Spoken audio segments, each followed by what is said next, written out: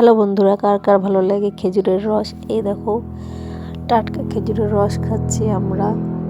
আমার বড় গাছে উঠে পড়েছে খেজুরের রস পাততে। একবার পেরে নেওয়া হয়ে গেছে, তারপরে আবার আমরা পাচ্ছি খাওয়ার জন্য। আগেরটা পেরেছে জ্বালানোর জন্য, এখন পাচ্ছি খাওয়ার জন্য। দেখো গাছে উঠে পড়েছে। গাছ থেকে হাঁড়িটা নামাবে। ভোরবেলা ঠান্ডার মধ্যে খেজুরের রস খাওয়ার মজাটাই অন্যরকম, তাও আবার টাটকা। আর একটু হলে হাঁড়িটা ভেঙে যেত।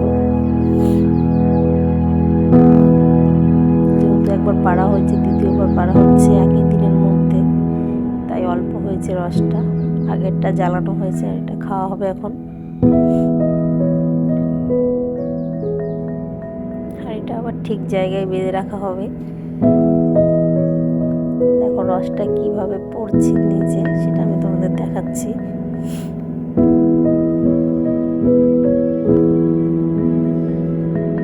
দেখো সুতোর সাহায্যে একটা উপর থেকে নিচে, যেহেতু গাছটা অনেক বড় তাই অনেকটা নিচে গাছ হাঁড়িটা বাঁধা হয়েছে, নামাতে যাতে সুবিধা হয়, অতটা যাতে গাছে না উঠতে হয়। এই দেখো কিভাবে রস পড়ছে।